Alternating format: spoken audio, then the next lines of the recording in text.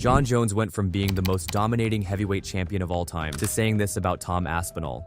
But if I'm being completely honest, I feel like Tom's been such an asshole that I don't want to do business with him. Everyone knows that the fight between the two is inevitable. So if Jon doesn't want to retire at 37, then why is he saying he doesn't want to do any business with the top fighter of the division? The truth is that Tom isn't the first fighter Jon has ducked before for sketchy reasons. In September 2013, Jon Jones had the hardest battle in his entire career against a Swedish fighter, Alexander Gustafsson, where he was taken down for the first time ever. After a super close fight, the judges awarded Jones a close but controversial, unanimous decision victory. However, many fans felt Gustafsson had done enough to win, leading to immediate calls for a rematch. Even Dana White himself called it one of the greatest fights ever and promised the fans a second fight to determine the true champion of the light heavyweight division. However, Jones seemed hesitant. Instead of agreeing to an immediate rematch, Jones began pushing for a fight with Daniel Cormier, who was rising as a contender. In multiple interviews, Jones mocked Gustafsson's performance, stating that he didn't believe Gustafsson had truly earned another fight with him. Fans were furious. Many accused Jones of ducking Gustafsson because he struggled so much in their first fight that Jones feared Gustafsson's style and wanted to avoid another war, leading to Dana White saying the following words: "Jones doesn't want to fight Gustafsson." However, after years of delays, injuries, and controversies, including Jones's drug test failures, the rematch finally happened in 2018. This time,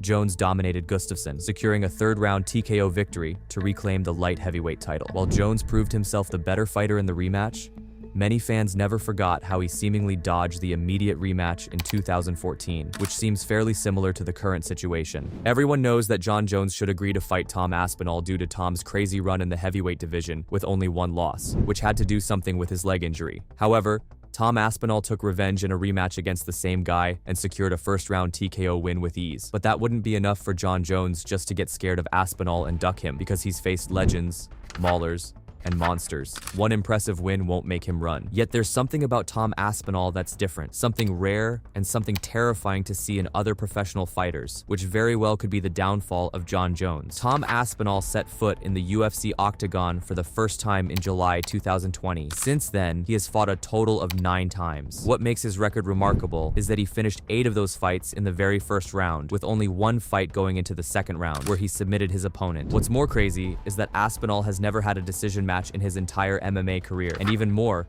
nobody has seen him fight after the second round. This could mean only one thing for Jon Jones: Tom Aspinall is dangerous, and fighting him could result in a first-round TKO loss for the GOAT of the heavyweight division. However, this isn't an entirely bad thing for Jones, because historically, he has negotiated higher payouts for tougher fights. That's why he told Dana White he would fight Tom Aspinall only if he gets a substantial amount of money. There were even rumors that he was asking for $30 million, which could indicate that Jones has nothing to lose even if Tom beats him in his retirement fight. But what do you think? Will Dana White pay him that kind of absurd money, or will Jones have to overcome the danger of Tom Aspinall without additional compensation?